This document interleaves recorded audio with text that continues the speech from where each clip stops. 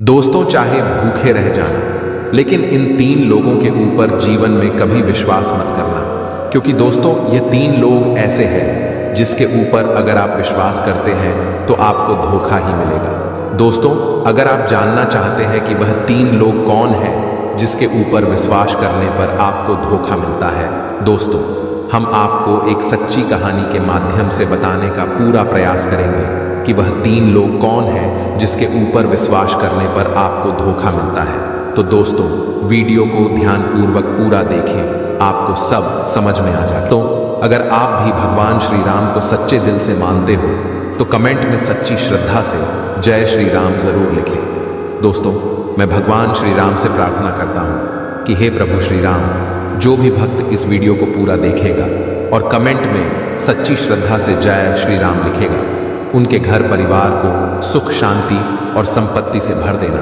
और अपना आशीर्वाद हमेशा उसके ऊपर बनाए रखना। चलिए दोस्तों, कहानी को आरंभ करते हैं। दोस्तों, एक बार माता सीता और श्री राम 14 वर्ष के वनवास के दौरान जंगल में कुटिया बनाकर रात्रि में विश्राम कर रहे थे। रात्रि बहुत हो चुकी थी। भगवान श्री राम सो गए थे, परंतु माता सीता जाग रही थी। आज माता सीता को नींद नहीं आ रही थी, वह बेचैनी महसूस कर रही थी। फिर अचानक भगवान श्री राम जी भी जग जाता है। अजर सीता जी को बेचैन देखकर पूछने लगता है कि हे सीते, आप अभी तक सोई नहीं हैं, क्या बात है? आप बेचैन लग रही हैं, क्या बात है? तब माता सीता भगवान श्री राम से कहती है, हे प्रभु, आज मुझे बेचैनी सी लग रही है, जिसके कई मुझे नींद नहीं आ रही है। हे प्रभु, कृपा करके आप मुझे कोई ज्ञानवर्धक कोई कहानी सुना दीजिए जो मेरे जीवन में काम आ जाए। दोस्तों, भगवान श्री राम माता सीता से कहती है कि हे सीते, आज मैं आपको वह कहानी सुनाने जा रहा हूँ। बहुत ही महत्वपूर्ण बात मैं आज तुम्हें इस कहानी के माध्यम से बताता हूँ, और जो भी मनुष्य मेरी यह कहानी सुन लेगा वह कभी अपने जीवन में धोखा नहीं खा सकता और कभी पराजित नहीं हो सकता। इसलिए तुम इस कहानी को ध्यानपूर्वक पूरा सुनना। फिर माता सीता श्री राम से कहती है कि हे प्रभु, आप कहानी सुनाना प्रारंभ करिए, मैं पूरे ध्यानपूर्वक कहानी को पूरा सुनूंगी। दोस्तों, तब भगवान श्री राम माता सीता को कहानी सुनना प्रारंभ करता है और कहता है कि हे सीते, प्राचीन समय की बात है। किसी नगर में एक राजा राज्य करता था। वह राजा बड़ा ही बलवान योद्धा था। उस राजा के बल और शौर्य की बातें दूर दूर तक होती थी।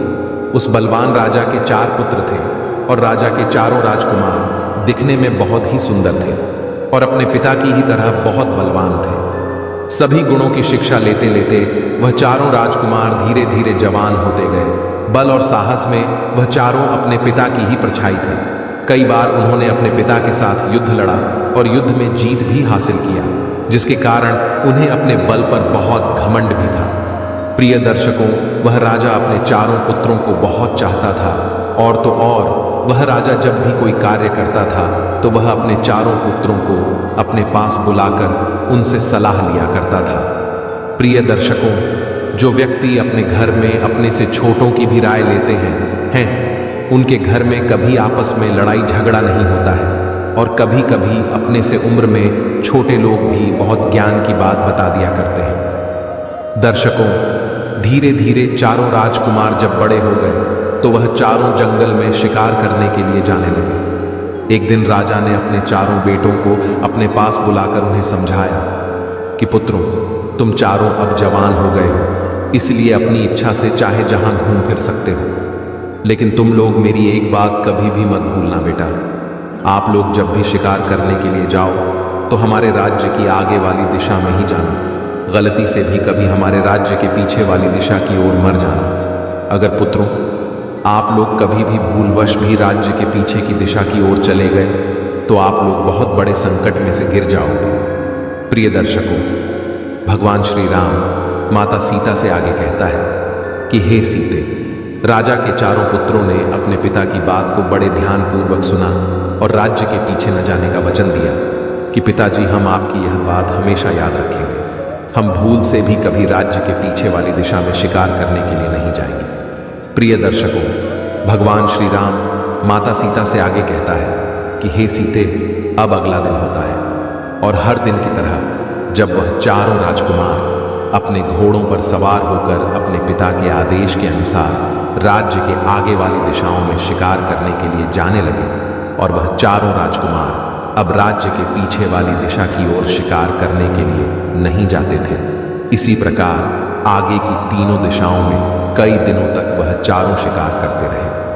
प्रिय दर्शकों, एक दिन की बात है, राजा के चारों राजकुमार जब शिकार करने के लिए जंगल में गए तो पूरे दिन तो वह शिकार को ढूंढते रहे, लेकिन उन्हें कहीं कोई शिकार नहीं मिला। अब शिकार ढूंढते ढूंढते शाम हो जाती है तो वह चारों राजकुमार अपने महल में लौटने लगते हैं। पूरे दिन परिश्रम करने पर भी उन्हें कोई शिकार नहीं मिला था। अब वह चारों इस बात से बड़े दुखी थे। सुबह से धूप में शिकार को ढूंढते ढूंढते चारों राजकुमार अब बहुत थक चुके थे। भूख प्यास के कारण उनकी हालत और भी ज्यादा खराब थी। वह चारों राजकुमार प्यास और थकान के कारण एक घने पेड़ के नीचे बैठकर कुछ विश्राम करने लगते हैं। चारों राजकुमार जब विश्राम कर रहे थे तो उसी समय सबसे छोटा राजकुमार, जो स्वभाव से कुछ चंचल था, उसने अपने बड़े भाई से कहा कि बड़े भैया, एक बात मुझे बहुत परेशान कर रही है कि हमारे पिताजी ने हमें राज्य के आगे वाली दिशाओं में शिकार करने का मना नहीं किया है, तो फिर पिताजी ने हमें राज्य के पीछे वाली दिशा में शिकार करने के लिए जाने से मना क्यों किया है? आखिर क्या बात हो सकती है? पिताजी ने ऐसा क्यों कहा है? हो ना हो, इसके पीछे कोई बड़ी बात ही होगी। हमें तो लगता है कि हमारे पिताजी ने राज्य के आगे वाले सभी राजाओं को तो पराजित कर दिया होगा, लेकिन पिताजी राज्य के पीछे वाले राजा से युद्ध में जरूर हार गए होंगे, इसीलिए उन्होंने हमें राज्य के पीछे जाने के लिए मना किया है। तब बड़ा राजकुमार कहने लगा, नहीं भाई, ऐसा कदापि नहीं हो सकता। तो छोटा राजकुमार कहने लगा, भैया, मुझे तो कुछ ऐसा ही लगता है कि हमारे पिता राज्य के पीछे वाले राजा से युद्ध में हार गए हैं और उसी राजा के डर की वजह से पिताजी ने हम लोगों से मना किया है कि हम राज्य के पीछे शिकार करने न जाएं। मेरा तो मानना है कि कल सुबह हमें राज्य के पीछे वाली दिशा में चलकर देखना चाहिए और इस बात का पता लगाना चाहिए। वैसे भी हम चारों राजकुमार बलवान भी हैं और महान योद्धा भी हैं। हमें अपनी वीरता पर जरा भी संदेह नहीं करना चाहिए। अगर हम राज्य के पीछे वाली दिशा में जाएंगे तो राज्य में हमारी और भी अधिक प्रशंसा होगी। कल सुबह हम चारों राज्यों के पीछे वाली दिशा में ही जाएंगे और जाकर देखेंगे कि हमारी बात सत्य है या नहीं, कि राज्य के पीछे वाले राजा से हमारे पिता हार चुके हैं। प्रिय दर्शकों, भगवान श्री राम माता सीता से आगे कहता है कि हे सीते, छोटे राजकुमार की बात सुनकर बड़े राजकुमारों को भी लगने लगा कि शायद हमारे पिता उस राजा से हार गए होंगे। अब तो वह छोटे राजकुमार के कहे अनुसार तीनों बड़े राजकुमार राज्य के पीछे वाली दिशा में जाने के लिए तैयार हो गए और कहने लगे, ठीक है भाई, कल सुबह हम राज्य के पीछे की ओर ही चलेंगे। अब यह तय करके वह चारों राजकुमार अपने महल में चले आते हैं और भोजन करके अपने कक्ष में जाकर आराम करने लगते हैं। इधर जब अगला दिन होता है, सुबह नींद से जागकर चारों राजकुमार अपने अपने घोड़ों पर बैठकर शिकार करने के लिए चल पड़ते हैं और जाते जाते उन्होंने अपने पिता से कहा, पिताजी, आज शिकार करने के लिए दूर से हमारे मित्र भी आ रहे हैं। हमें आज रात लौटने में कुछ देर हो आएगी। अगर ज्यादा देर हो जाए तो आप चिंता मत करना। राजा ने कहा, मेरे बलवान बेटों, आपकी जैसी इच्छा, हमें आप चारों की वीरता पर पूरा विश्वास है। फिर भी आप महल में जल्दी लौटने का प्रयास करना। प्रिय दर्शकों, भगवान श्री राम माता सीता से आगे कहता है कि हे सीते, अपने पिता से इतना कहकर वह चारों पुत्र शिकार करने के लिए निकल पड़ते हैं। आज वह चारों राज्य के आगे न जाकर राज्य के पीछे वाली दिशा में चल दिए और कुछ देर चलने के बाद वह अपने राज्य की सीमा से बाहर निकल गए। सीमा पार करके चारों राजकुमार चोरों ने अपने राजसी घोड़े तो वहीं छोड़ दिए और वह अपना भेष बदलकर आगे के लिए चलने लगे। चारों राजकुमार पैदल पैदल चलते हुए जंगल के मार्ग से चलते जा रहे थे।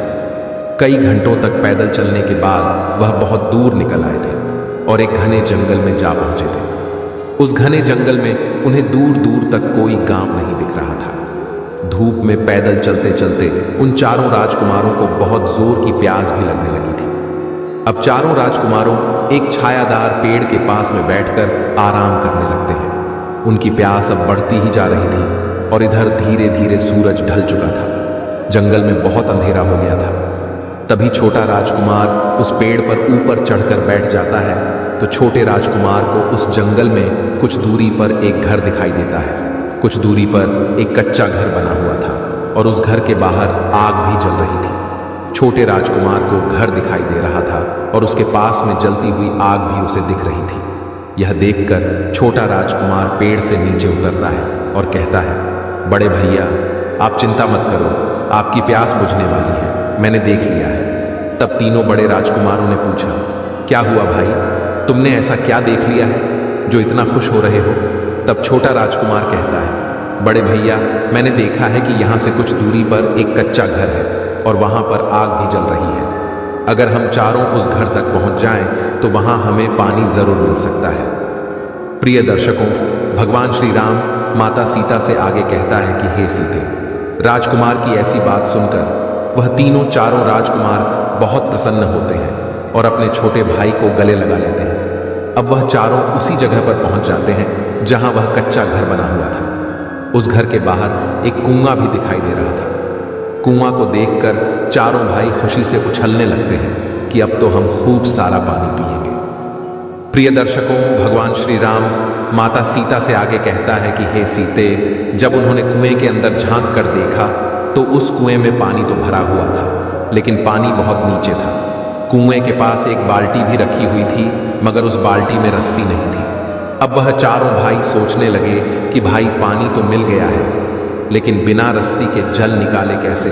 अगर यह जल हम लोगों को नहीं मिला तो प्यास के मारे हमारी मृत्यु यही हो जाएगी। तब बड़े भाई ने छोटे भाई से कहा, मैं घर में जाकर पूछकर कोई न कोई तो इस घर में ज़रूर रहता होगा। जब घर के बाहर कुआं है तो फिर घर के अंदर रस्सी भी होगी। तुम जल्दी से जाओ और उस घर से रस्सी मांग कर लाओ। प्रिय दर्शकों, भगवान श्री राम माता सीता से आगे कहता है कि हे सीते, वह तीनों राजकुमार वहीं कुएं के पास बैठ गए और छोटा राजकुमार रस्सी लेने के लिए उस घर के द्वार पर चला गया। जब वह राजकुमार घर के पास में पहुंचा और आवाज लगाई कि अंदर कोई है, सुनिए, हमें रस्सी दे दीजिए ताकि हम कुएं से पानी निकाल सकें। हम चारों भाई बहुत प्यासे हैं, अगर हमको पानी नहीं मिला तो हम प्यास के मारे मर जाएंगे। दर्शकों, जैसे ही उस छोटे राजकुमार ने आवाज लगाई तो उस घर में से एक बहुत सुंदर लड़की निकल कर आई। राजकुमार ने विनती करते हुए कहा, सुनिए, हम चारों भाई प्यास से व्याकुल हैं। हम 4 लोग हैं और हम सब प्यासे हैं। सब लोग उस कुएं के पास बैठे हैं। मैं आपके पास रस्सी लेने आया हूं। एक बाल्टी तो वहां रखी है, लेकिन उसमें रस्सी नहीं है। अगर आपके घर में रस्सी मिल जाए तो आपका बड़ा उपकार होगा। प्रिय दर्शकों, भगवान श्री राम माता सीता से आगे कहता है कि हे सीते, वह लड़की बहुत रूपवान थी और वह छोटा राजकुमार भी बड़ा रूपवान था। वह लड़की उसे देखते ही उस पर मोहित हो गई। सोचने लगी, आज तो घर बैठे राजकुमार चलकर आया है, इस खूबसूरत युवक को मैं अपना पति बनाऊंगी। वह लड़की द्वार पर खड़े खड़े उसे देखती ही रह गई। राजकुमार कहता है, हे लड़की, तुम किस सोच में पड़ गई हो? अगर आपके पास रस्सी हो तो हमें दे दो। दर्शकों, वह लड़की जो थी उस राजकुमार से कहती है, ठीक है, कुछ समय रुको, मैं अपनी बड़ी बहन से पूछ कर आती हूँ। तब वह सुंदर लड़की अंदर जाती है और अपनी बड़ी बहन से कहती है कि बहन, एक युवक आया है जो देखने में राजकुमार मालूम पड़ता है।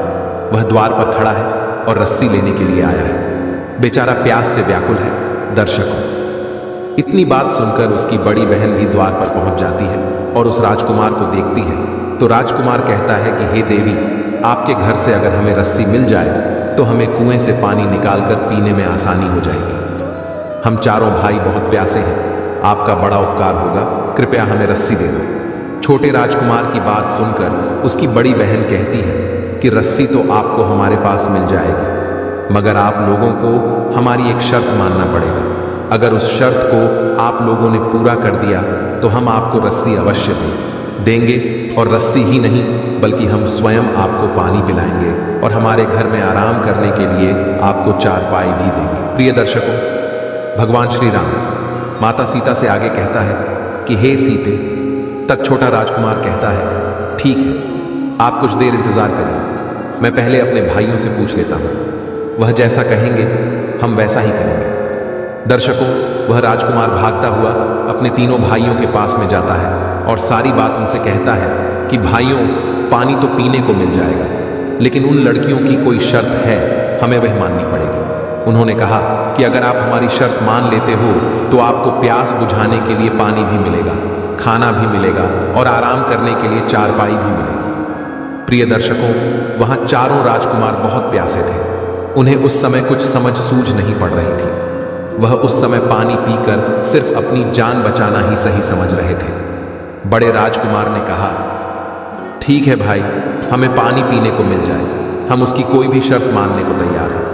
प्रिय दर्शकों, भगवान श्री राम माता सीता से आगे कहता है कि हे सीते, इस प्रकार अपने तीनों भाइयों से पूछकर वह छोटा राजकुमार एक बार फिर उसी घर के द्वार पर उस रूपवान लड़की की बड़ी बहन के पास आ जाता है और कहने लगा, हमारे जो बड़े भाई हैं वह आपकी हर शर्त मानने को तैयार है, लेकिन हमें जल्दी से पानी पिला दीजिए और यह भी बता दीजिए कि आपकी शर्त क्या है। दर्शकों, तब उस लड़की की बड़ी बहन कहती है कि है नौजवान, हम लोगों की शर्त यह है कि हम भी 4 बहनें हैं और हम चारों बहनें बहुत रूपवान हैं और अभी तक हम कुंवारी हैं। आज तक हमें तुम्हारे जैसा कोई हट्टा कट्टा पुरुष नहीं मिला है, इसलिए अब तक हम कुंवारी हैं। अगर तुम चाहो तो तुम चारों भाई हम चारों बहनों से विवाह कर लो, तो हम अपने घर में बैठाकर तुम्हें पानी पिलाएंगे, स्वादिष्ट खाना भी खाने को देंगे और यहाँ आराम करने के लिए तुम्हें चारपाई भी देंगे। प्रिय दर्शकों, भगवान श्री राम माता सीता से आगे कहता है कि हे सीते, उस लड़की की इतनी बात सुनकर छोटा राजकुमार हैरान रह गया। वह सोचने लगा कि यह कैसी शर्त है, बिना माता पिता की आज्ञा के हम चारों भाई विवाह कैसे कर सकते हैं। अब वह छोटा राजकुमार भागता हुआ अपने भाइयों के पास जाता है और उनकी शर्त के बारे में बताता है कि बड़े भैया, उस रूपवान लड़की की 3 बहनें और हैं। अगर हम चारों उन चारों बहनों से विवाह कर लेते हैं तब तो हमें पानी पीने को मिल जाएगा, नहीं तो हमें प्यासे ही मरना पड़ेगा। इस लड़की ने कहा है कि अगर हम उसकी बात मान लेंगे तो हमें पीने के लिए पानी भी मिलेगा, खाने के लिए स्वादिष्ट खाना भी मिलेगा का और आराम करने के लिए चारपाई भी मिलेगी, और यदि उनकी शर्त नहीं मानी तो पानी क्या, यहाँ हमें बैठने को भी नहीं मिलेगा। दर्शकों, तब एक राजकुमार ने कहा कि भैया, हम उनसे विवाह कैसे कर सकते हैं? अगर हम उनसे विवाह कर लेंगे तो हमारे पिताजी नाराज हो जाएंगे। पिता के मान सम्मान का हमारे पिता तो हमारा विवाह बड़े बड़े राजाओं की राजकुमारियों से कराना चाहते हैं। तब बड़ा राजकुमार कहने लगा, सुनो भाई, अगर हम जीवित बच पाएंगे तभी तो हमारे पिता हम लोगों का विवाह कर पाएंगे। अगर आप लोग यह भूल गए हैं कि अगर हम लोगों को जल्दी से पानी नहीं मिला तो हम वैसे भी मर जाएंगे। अब जो होगा देखा जाएगा। पहले पानी पी करके अपनी प्यास बुझाते हैं, उसके बाद देखते हैं कि पिताजी को क्या कहना है। और वैसे भी हम राजकुमार हैं, एक राजा के पुत्र हैं, हम एक नहीं कई विवाह कर सकते हैं, इसमें कोई समस्या की बात नहीं है। इसलिए पहले यहाँ इनसे विवाह कर लेते हैं और पानी पी करके अपनी जान बचाते हैं। प्रिय दर्शकों, भगवान श्री राम माता सीता से आगे कहता है कि हे सीते, चारों राजकुमार झूठे वह चारों सुंदर लड़कियों से विवाह करने के लिए तैयार हो जाते हैं। अब तो वह चारों राजकुमार उन चारों बहनों के घर जाते हैं और उन चारों कन्याओं से कहते हैं कि हमें आप लोगों की शर्त स्वीकार है, आप हमें पानी पिला दो। दर्शकों, यह सुनकर वह चारों बहनें खुश हो जाती हैं। वह बड़े सम्मान से उन चारों राजकुमारों को जल पिलाती है। जल पीने के बाद उन्हें कुछ राहत मिलती है। फिर वह लड़कियां जल्दी जल्दी स्वादिष्ट खाना बनाती हैं और उन चारों को खाना खिलाती है। दर्शकों, खाना खिलाने के बाद वह लड़ी क्या कहती है कि है राजकुमार, हम विवाह की तैयारी कर लेते हैं, तब तक आप चारों विवाह के लिए तैयार हो जाइए। दर्शकों, जब चारों राजकुमार पानी पी लेते हैं तो बीच वाले राजकुमार के मन में आता है कि हमें जिसकी ज़रूरत थी वह हमें तो मिल ही गया है, अब हम इनकी कोई शर्त भी नहीं माने तो ये हमारा क्या कर सकती है। हम चारों इतने बलवान हैं, इन कोमल लड़कियों को उठाकर पटक देंगे।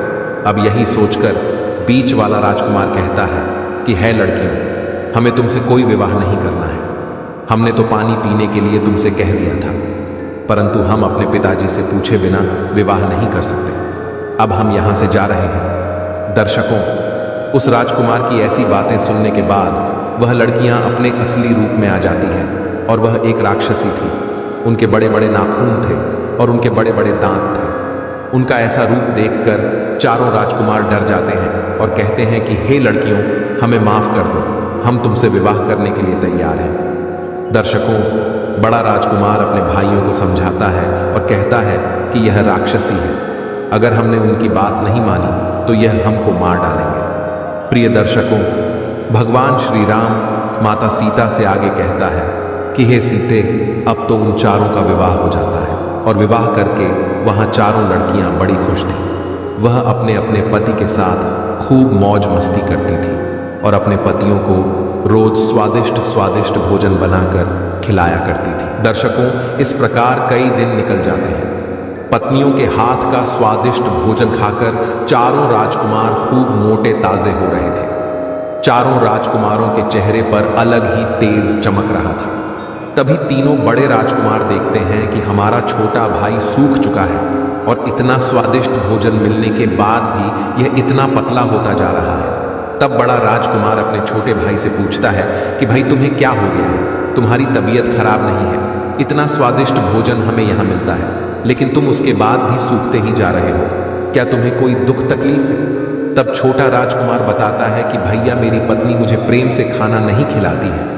मैं जब भी उसके साथ खाना खाने बैठता हूँ तो वहीं दूसरी ओर मुंह करके रोने लगती है और उसको रोता देखकर मुझसे खाना नहीं खिलाता है और मैं भूखा रह जाता हूँ। इसलिए मैं इतना सूख चुका हूँ, मुझे समझ में नहीं आता है कि मेरी पत्नी क्यों रोती है और वह बताती भी नहीं है। दर्शकों, तब उसका बड़ा भाई कहता है, यानी बड़ा राजकुमार कहता है कि भाई, ज़रूर कोई तो वजह होगी, तुम्हारी पत्नी ऐसे क्यों रोती है?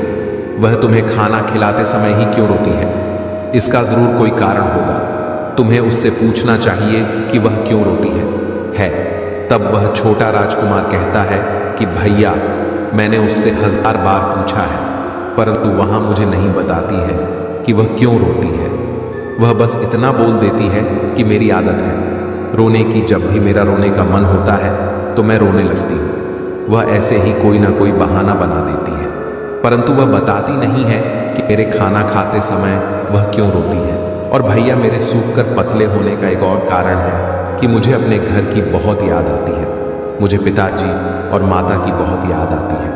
प्रिय दर्शकों, भगवान श्री राम माता सीता से आगे कहता है कि हे सीते, तक बीच वाला राजकुमार कहता है कि भाई, मैं तुम्हें एक योजना बताता हूँ। आज जब तुम खाना खाने बैठो तो तुम अपनी पत्नी से कहना कि जब तक तुम मुझे अपने रोने का कारण नहीं बताओगी तब तक मैं खाना नहीं खाऊंगा और भूखा ही मर जाऊंगा। तब छोटा राजकुमार कहता है कि अरे भाई, मुझे भूखा नहीं मरना है, वैसे ही तो मैं इतना पतला हो चुका हूँ। अगर मैंने खाना नहीं खाया तो मैं सच में मर जाऊंगा। दर्शकों, बड़ा राजकुमार कहता है कि अरे मूर्ख, तुझे सच में भूखा नहीं मरना है, तुझे सिर्फ उसके सामने नाटक करना है और ये रहस्य को पता करना है कि वो तेरे खाना खाते समय क्यों रोती है। प्रिय दर्शकों, भगवान श्री राम माता सीता से आगे कहता है कि हे सीते, अब तो छोटे राजकुमार को बात समझ में आ जाती है और वह मन में विचार करता है कि आज रात ही मैं अपनी पत्नी के सामने ऐसा नाटक करूंगा। दर्शकों, अब धीरे धीरे रात हो जाती है और उसकी पत्नी अपने पति के लिए खाना लेकर कमरे में आती है और वह छोटा राजकुमार खाना खाने लगता है। तभी उसकी पत्नी दूसरी ओर मुंह करके रोने लगती है। तब वह राजकुमार पूछता है कि हे प्रिय, तुम क्यों रो रही हो? जब भी मैं खाना खाता हूँ तो तुम क्यों रोती हो? आज तुम्हें बताना ही होगा। तब उसकी पत्नी कहती है कि पिया जी, आप खाना खा लीजिए, मेरी तो आदत है, मेरा जब भी मन होता है तो मैं थोड़ा रो लेती हूँ। दर्शकों, लेकिन वह छोटा राजकुमार समझ रहा था कि यह मेरी पत्नी मुझसे झूठ बोल रही है। तब वह कहता है कि हे प्रिय, आज तो तुम्हें बताना ही होगा कि तुम क्यों रोती हो। अगर तुमने नहीं बताया तो मैं भूखा ही मर जाऊंगा, मैं अन्य का एक दाना भी नहीं खाऊंगा। दशकों तक वह राजकुमार की पत्नी कहती है कि अरे पिया जी, आप ऐसा मत करिए, आप मर जाएंगे तो फिर मेरा क्या होगा? मैं आपसे बहुत प्रेम करती हूँ। चलिए, मैं अपने रोने का कारण आपको बता देती हूँ। दर्शकों, अब तो वह राजकुमार की पत्नी उसे अपने रोने का कारण बताने लगती है। वह कहती हैं कि प्रिया जी, मेरे रोने का कारण यह है कि मेरी जो बहनें हैं यह एक राक्षसी हैं और मैं भी एक राक्षसी हूँ। मेरी बहनें रोज़ जंगल में जाती हैं और अपने खाने के लिए मांस लेकर आती हैं। अलग अलग जानवरों का मांस वह रोज़ खाती है और जीवित रहती है। पिया जी, मैं इस बात को लेकर चिंतित हूँ कि जिस दिन उन्हें जंगल में किसी जानवर का मांस नहीं मिलेगा, उस दिन वह आपके भाइयों को खा जाएंगे और आपके तीनों भाई मारे जाएंगे। आप अपने भाइयों से बहुत प्रेम करते हैं, तो यह देखकर आपको बहुत बुरा लगेगा और हो सकता है कि उसके कारण आप मुझसे प्रेम करना छोड़ देंगे।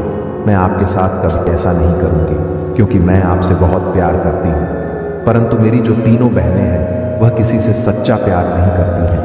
उन्हें जिस दिन अपनी भूख मिटाने के लिए भोजन नहीं मिलेगा, तो वह अपने पति को ही खा जाएंगे। इसी बात को लेकर मैं बड़ी चिंतित हूँ कि कहीं मेरी बहनों के कारण मुझे आपसे दूर न होना पड़े, कहीं आप मेरा त्याग न कर दें। प्रिय दर्शकों, तक वह छोटा राजकुमार कहता है कि प्रिय, अगर ऐसी बात है, इसका मतलब है कि हमारे भाइयों के प्राण संकट में हैं और कभी भी उनकी पत्नियां उन्हें अपना भोजन बना सकती हैं। क्या तुम्हारी बहनों से बचने का कोई रास्ता नहीं है? तब उसकी पत्नी कहती है कि पिया जी, मैं आपको और आपके भाइयों को मेरी बहनों से सकती हूँ, परंतु मेरी एक शर्त है और आप चारों भाइयों को मेरी शर्त मानना होगा।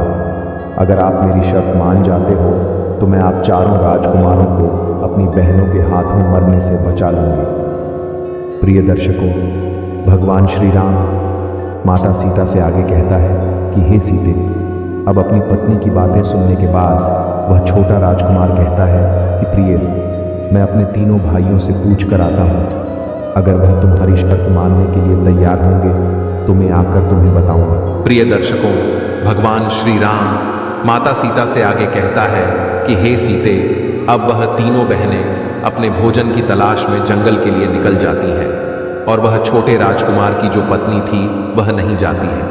इधर छोटा राजकुमार अपने 3 बड़े भाइयों से सलाह मशवरा करने के लिए आता है और कहता है कि बड़े भैया, मेरी बात ध्यान से सुनो। मेरी पत्नी ने बताया है कि वह क्यों रोती है। उसके रोने का कारण यह है कि उसकी जो तीनों बहनें हैं वह एक राक्षसी है और वह जंगल से अपने खाने के लिए मांस लेकर आती है। मेरी पत्नी ने कहा है कि जिस दिन उन्हें जंगल में खाने के लिए मांस नहीं मिलेगा, उस दिन वह आप तीनों को मारकर खा जाएंगे और इसीलिए हम सभी के प्राण संकट में हैं। कभी भी हमारी पत्नियां हमें मार सकती हैं। दशकों तक वह बड़ा राजकुमार कहता है कि भाई, इस संकट से बचने का कोई रास्ता जरूर होगा। तुम अपनी पत्नी से पूछो कि क्या हम इन राक्षसों से बचकर भाग सकते हैं। तब वह छोटा राजकुमार कहता है कि भैया, मैंने अपनी पत्नी से पूछ लिया है।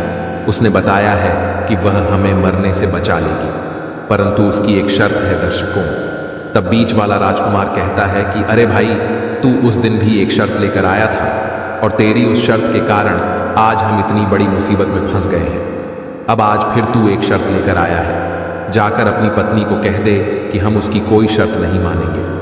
तब बड़ा राजकुमार कहता है कि अरे भाई, यह समय आपस में लड़ाई झगड़ा करने का नहीं है।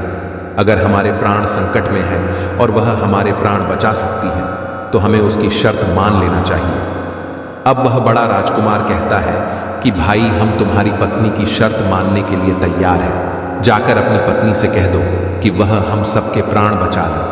अब वह छोटा राजकुमार अपने कमरे में जाता है और अपनी पत्नी से कहता है कि प्रिय भैया ने कहा है कि हम तुम्हारी शर्त मानने के लिए तैयार हैं। अब तुम हमें बताओ कि क्या करना होगा और तुम्हारी शर्त क्या है। प्रिय दर्शकों, भगवान श्री राम माता सीता से आगे कहता है कि हे सीते, तक वह कहती हैं कि प्रिया जी, मेरी बस एक ही शर्त है कि मैं आपके साथ अपना जीवन बिताना चाहती हूँ। मरते दम तक मैं आपके साथ रहना चाहती हूँ, इसलिए आपको अपने साथ साथ मेरे प्राण भी बचाना होगा। यही मेरी शर्त है। दर्शकों, अब तो वह छोटा राजकुमार कहता है कि प्रिया, अगर तुम हमारे प्राण बचा रही हो और अपनी बहनों से धोखा कर रही हो तो हम तुम्हारे प्राण अवश्य बचाएंगे। तुम बताओ कि हमें क्या करना होगा। दर्शकों, अब बहुत छोटे राजकुमार की पत्नी उसे बताती है कि पिया जी, आपको शिकार करने के लिए जंगल में जाना होगा। आप चारों राजकुमार को एक साथ जाना होगा और वह जंगल में जाकर अपने आप को घायल करना होगा और वापस आना होगा। जब आप घायल होकर वापस आएंगे तो मेरी बहनें आप लोगों से पूछेंगे कि जंगल में क्या हो गया और आप घायल कैसे हो गए। तब आपको बताना होगा कि जंगल में कुछ लुटेरे आए थे जिनके घोड़े बहुत तेज भागते हैं और उन्होंने हमारे घोड़े लूट लिए हैं और हमारा धन भी लूट लिया है। हमारे घोड़े बहुत धीरे भागते हैं इसलिए हम उनसे हार गए और पराजित हो गए। प्रिय दर्शकों, भगवान श्री राम माता सीता से आगे कहता है कि हे सीते, उस छोटे राजकुमार की पत्नी आगे कहती है कि प्रिया जी, उसके बाद मेरी बहनें आपसे पूछेंगे कि आप क्या चाहते हो। तब आपको बोलना है कि हमें आपके तेज दौड़ने वाले घोड़े दे दीजिए, हम शिकार करने जाएंगे और अच्छे अच्छे शिकार करके लाएंगे। तब वह मेरी बहनें आपको तेज दौड़ने वाले घोड़े दे देंगी और आप चारों भाई उन घोड़े पर सवार होकर और इस जंगल को पार करके अपने राज्य में चले जाना। अगर एक बार आप इस जंगल को पार करके और जंगल की सीमा से अपने राज्य में पहुंच गए तो मेरी बहनों की शक्ति काम नहीं करेगी, क्योंकि हमारी शक्ति सिर्फ इस जंगल में ही काम करती है और जंगल की सीमा के बाहर हमारी कोई शक्ति काम नहीं करती है। अगर आप में एक बार इस जंगल को पार कर लिया तो मेरी बहन आपका कुछ नहीं बिगाड़ पाएंगे और आपके प्राण बच जाएंगे। प्रिय दर्शकों, भगवान श्री राम माता सीता से आगे कहता है कि हे सीते, अब तो छोटे राजकुमार को अपनी पत्नी की बात समझ में आ गई थी।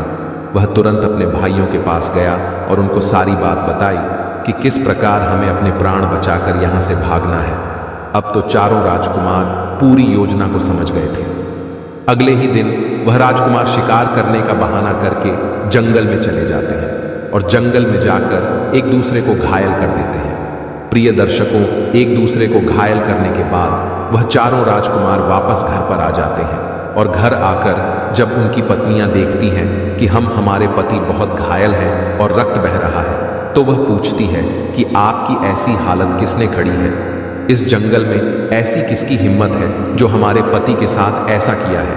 तब वह चारों राजकुमार बताते हैं कि जंगल में आज लुटेरे आए थे और उनके घोड़े बहुत तेज दौड़ रहे थे।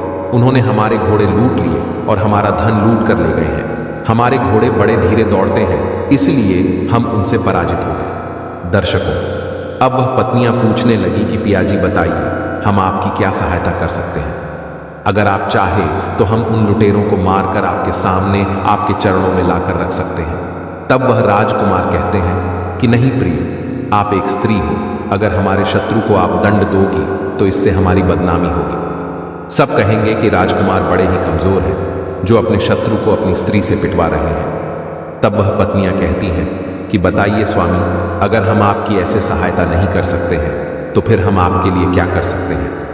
तब वह राजकुमार कहते हैं कि प्रिय, हमारे घोड़े तो चले गए, अब कल फिर वहां लुटेरे आएंगे। अगर आप हमें अपने तेज दौड़ने वाले घोड़े दे दें तो बड़ी सहायता होगी।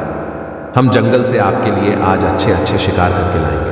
प्रिय दर्शकों, भगवान श्री राम माता सीता से आगे कहता है कि हे सीते, राजकुमारों की इतनी बात सुनने के बाद उनकी पत्नियां विचार करती हैं और सोचती हैं कि ठीक ही कह रहे हैं।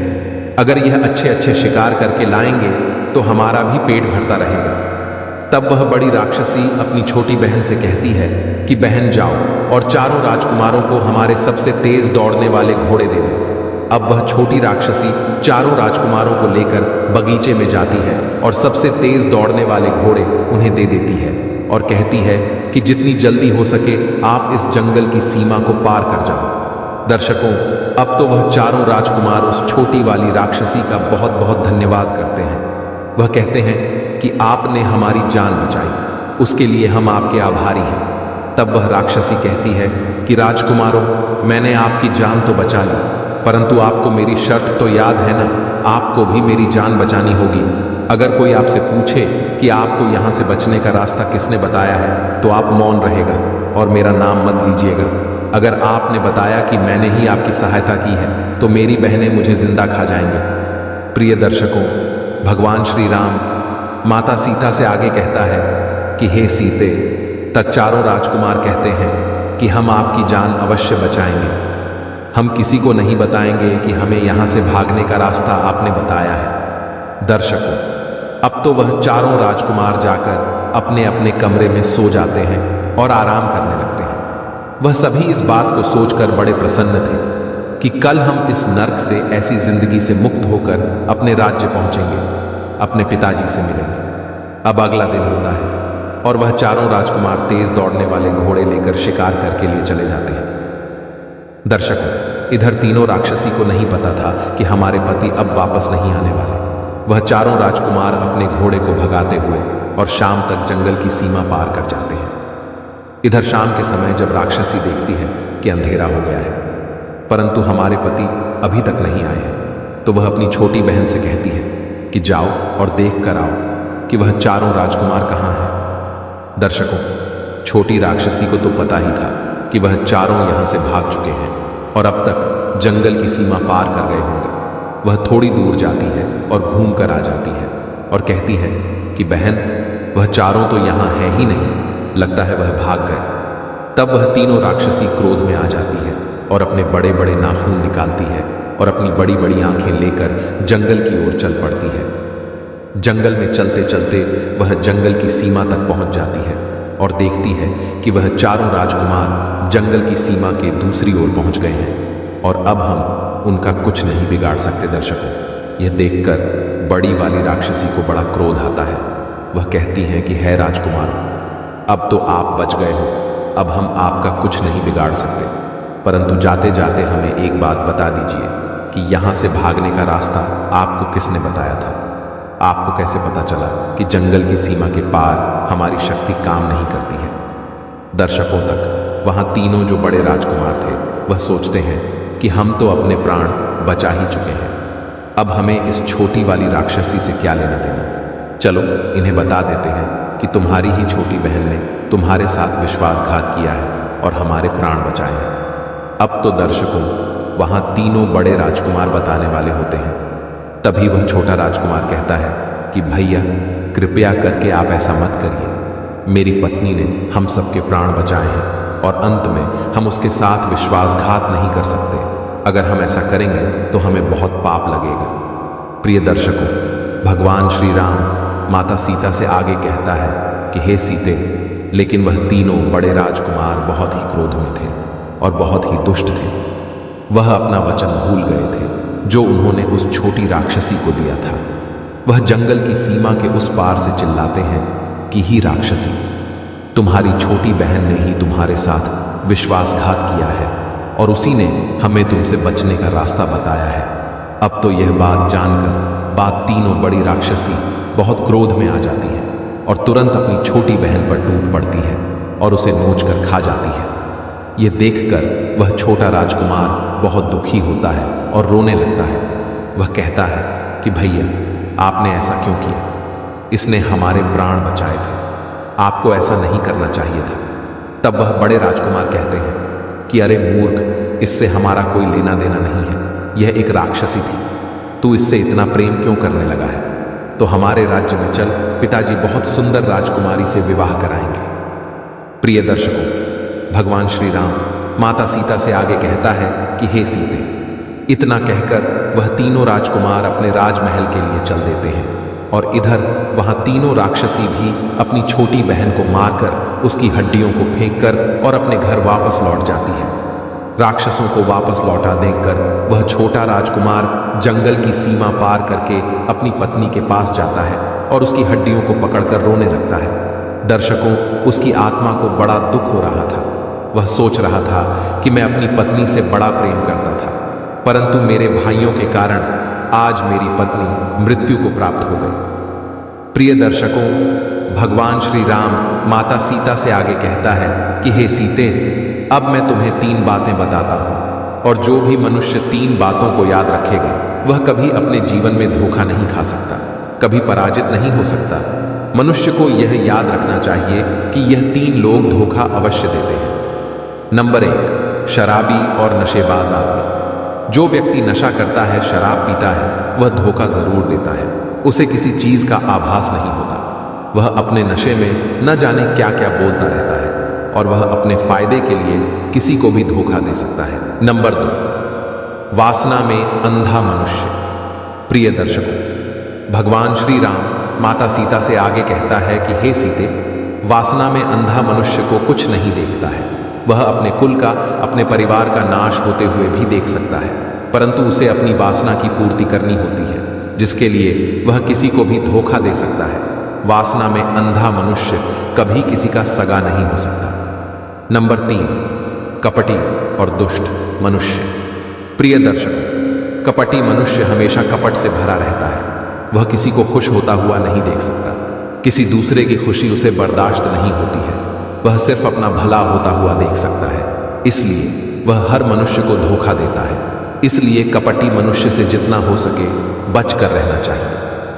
प्रिय दर्शकों, भगवान श्री राम माता सीता से आगे कहता है कि हे सीते, मैंने आपको यह ज्ञान की बातें बताई हैं, इसे हमेशा याद रखना, तुम कभी धोखा नहीं खाओगे। प्रिय दर्शकों, हमारी आज की यह कहानी यहाँ समाप्त होती है। हम उम्मीद करते हैं कि आपको हमारी आज की यह कहानी, आज का यह वीडियो पसंद आया होगा और आप इसे ढेर सारी प्रेरणा लेंगे। प्रिय दर्शकों, आपको हमारी आज की यह कहानी पसंद, और दोस्तों, अगर आप भी मेरे तरह भगवान श्री राम जी के भक्त हैं तो कमेंट बॉक्स में सच्ची श्रद्धा से जय श्री राम अवश्य लिखें। धन्यवाद।